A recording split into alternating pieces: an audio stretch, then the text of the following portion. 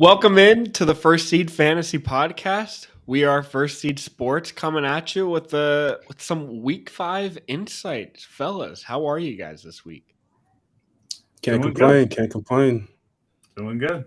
Love to hear it. So today we've got on our docket, it's trading season. It is probably peak trading season. So you've got to go out there, make some moves to better your team, prepare your squad for more success than you're probably already having, and just make some moves. Kicking us off with some trade targets, guys that we are targeting. I'll kick us off here. Joe Mixon.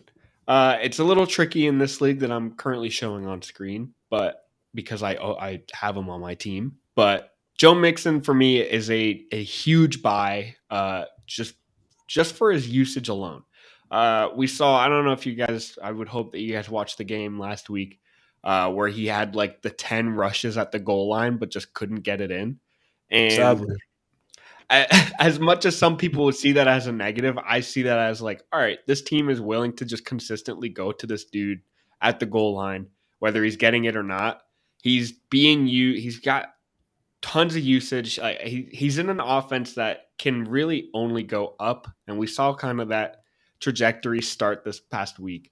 And I think Cincinnati, they're not an offense that's just going to sit on the sidelines and chill out. I think Joe Mix is in for a consistently RB1 season moving forward, where some fantasy managers, especially after week 2 and 3, may be like, I'm not convinced after that 17-point game this past week. Maybe they're like, all right, I'm willing to move him for a piece. Maybe they're struggling. Joe Mixon is their hurting piece. Make a move. He is somebody I want on my rosters just because he's getting the ball. He's like the sole guy in this backfield getting the bulk of these carries. I don't think Samaje Perine really going to steal a bulk of this guy's touches. So Mixon for me is a huge buy. He's young. He's on an offense that's going to be scoring, and I love him. yeah. As a Joe Mixon owner, I was crying every time he was near the goal line. And they fed it to him like 3 times in a row, and Yep. then the last play it was a little flick to I think the tight end or something like that. It was really annoying, but at least he got in the end zone once, so it wasn't too bad. But for this upcoming matchup, I agree. It looks like based on the stats here, every other week he gets a massive target share in terms of reception. So we're looking at a good receiving Bounce week, back week.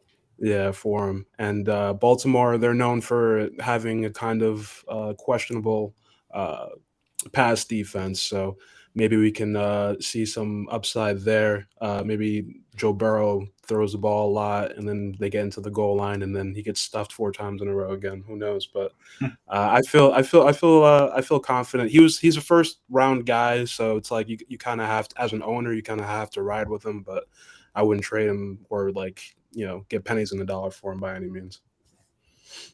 Yeah, Mixon's one of those guys that you kind of just have great outlook for the rest of the season. The Bengals offense kind of struggled really bad to start the season, dropping games to Pittsburgh, Dallas.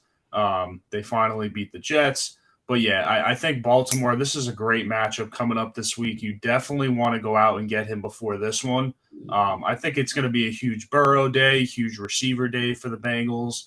But as you guys mentioned, I believe that Mixon's receptions and targets will be up in this game as well. It should be very high scoring and whatnot. So definitely interesting. But this is definitely a guy that I would go and get before this week because it's going to be a lot harder after he has a really good week. So You think so? I mean, New Orleans. That's a whew, that's not a good. That's not a good matchup for running backs at all. I would say New Orleans that week. Like after that, like that week, that's when I would pounce on him because he's not going to have a good week. He probably the stats will show running backs won't have good weeks against New Orleans. So I would feel comfortable kind of getting it while he's down low at that point if he does have a bad week that week. yeah, no, that's a good point as well. New Orleans is definitely one of those teams that can give them a little bit more issues, especially being on the road. Um, yeah, so that's a good point as well. You could always wait for that down week to kind of hit up the owner, see what he's thinking.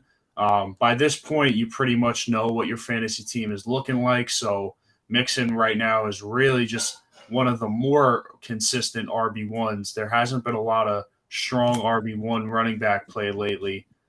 So he's definitely one of the more consistent ones. And yeah, that's the goal is wait for a bad week for him and swoop in. And something to know, I don't know why I forget this, but it's hard to blame those non-scoring touches at the goal line on him when the offensive line is one of the worst in the league. So it's hard. It's good that you can look at those touches and not blame the player and be like, oh yeah, there are other factors that he's not getting in the end zone for these. So be aware that this is a bad offensive line, but he's getting the ball in space. He's getting the ball, and that's what you kind of look for. Volume is king in fantasy in my eyes, and Joe Yeah. Mixon is the voluminous guy you can get that isn't Derrick Henry. Oh yeah, absolutely. Especially right now, and like I mentioned too, like the turnaround and stuff. Like the Bengals are on the up and up, so they should be getting a lot better as a team. And in fact, doing so, that always goes through the running back with all of those good contenders. So yeah, definitely someone I'm excited about. My trade target that I'm specifically looking at for Week 5 and beyond is going to be running back Brees Hall. Um, to start the year, if you've been tuning in with us, I've been a little bit, I would say, lower on Brees Hall than most to start the year. I thought it was going to take some time for him to get involved, and absolutely that was not the case. So basically, with Brees Hall, you see here his snap share is the most important thing I'm looking at, going up and up every single week, and that's really key. You know, last week they played a close game with the Steelers. He saw the majority of the snaps, the majority of the attempts, and 6 targets. Man, that's crazy. We even did a video not too long ago talking about Brees, and one of our question marks was, will he keep up the target share when Wilson comes back? And that kind of proved it. You know, I mean, I don't know what's going on these dump down and screen passes that Wilson only connected on 2 out of 6 of them, but um, something something definitely great in seeing 66% snap share, 17 attempts, man, and that's in a obviously close game script. It'll be interesting to see against Miami, division rival coming up here, and a few other tough teams coming up, a good solid defenses here, to see if Brees can keep up that target share. And I think he will at this point. I think that Jets offense really doesn't have an identity at all. They kind of just go with the hot hand for the most part. I don't think they're going to be winning a lot of games coming up. So the most important thing, like I said, snap share and that target share.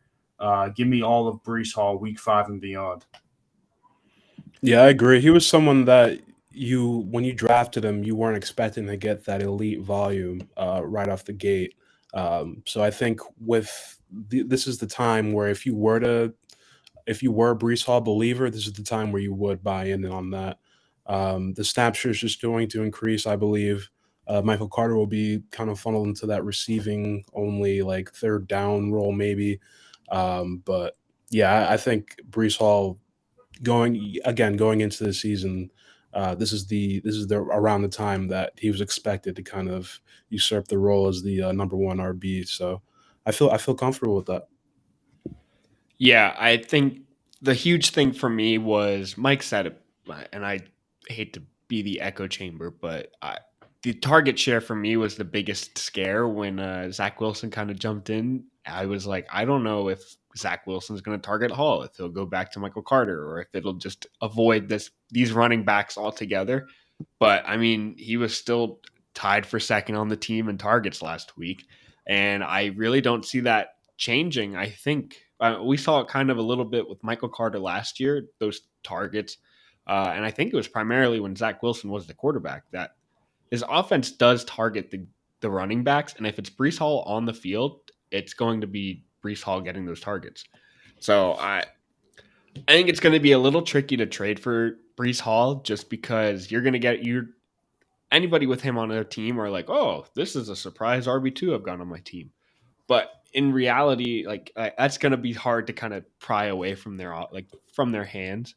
but he's somebody you should definitely have. They're going to have a rough stretch. I mean, they've got Denver, New England, Buffalo, and then New England again coming up in the next few weeks. And those aren't the best fantasy offenses or defenses for running backs, but I feel like at the same time, if you're catching the ball in the backfield, you can score fantasy points for anybody. Uh, but he's going to be tricky to pull away from fantasy managers who have him. But he's definitely somebody you should try to negotiate for.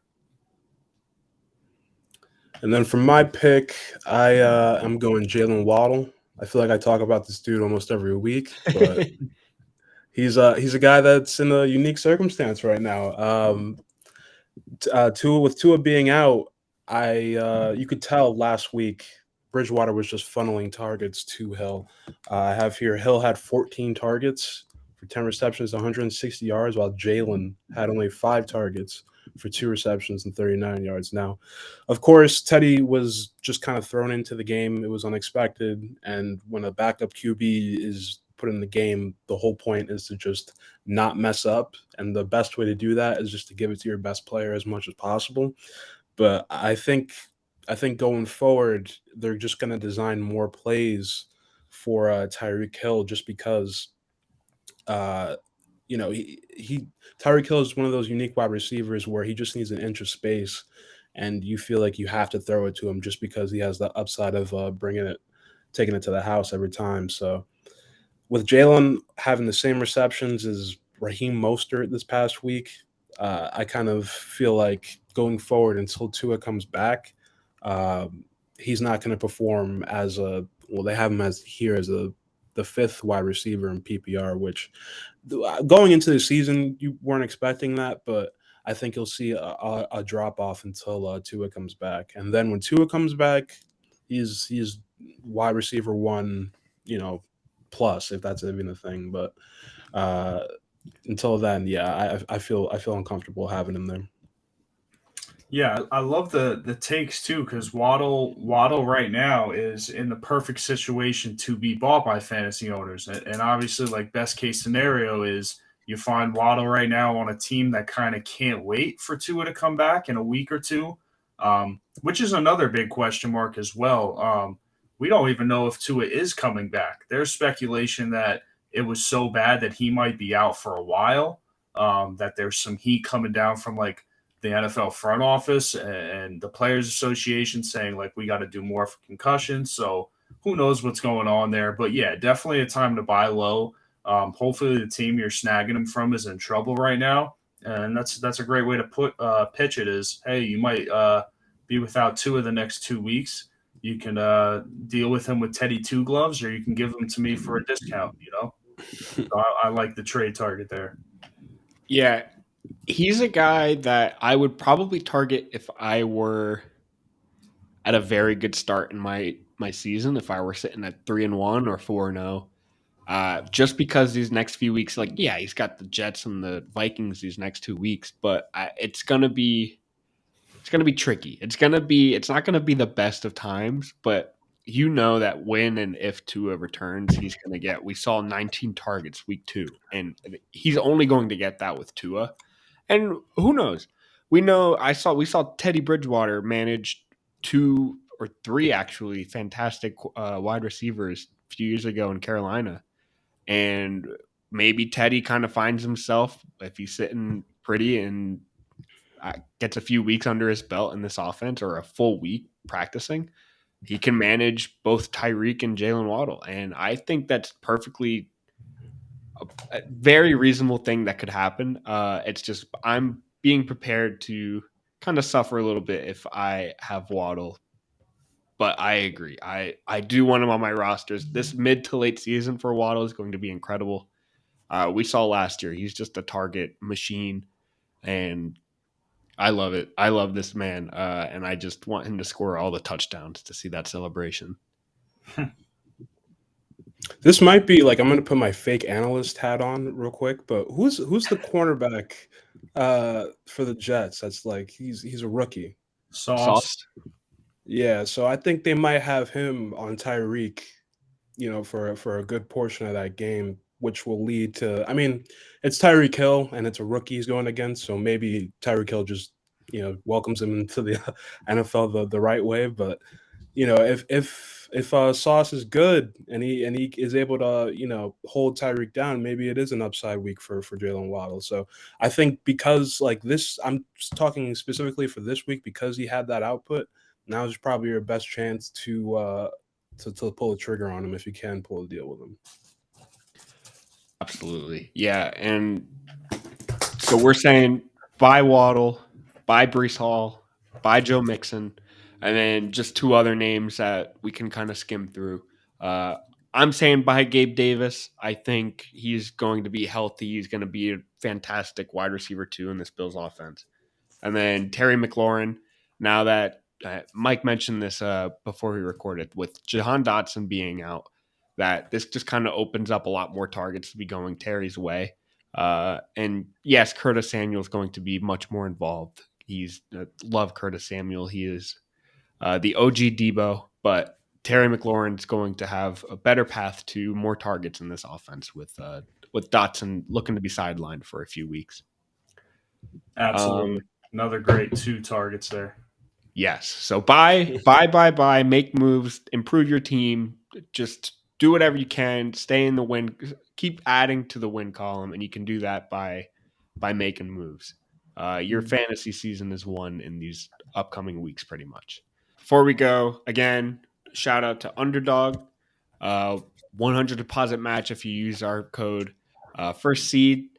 Don't forget it. Hop in there, draft a weekly team. You can draft any given week. You can draft for week 5 coming up. You can get a full lineup of just Bills players if you really want. Or you can get a full lineup of Jacksonville Jaguars. You can pick your team based on the week. It's basically a weekly draft. And I love it. We love it just because it gives you an opportunity to focus on players that you think will actually perform well and not the guys that you drafted and are kind of stuck with.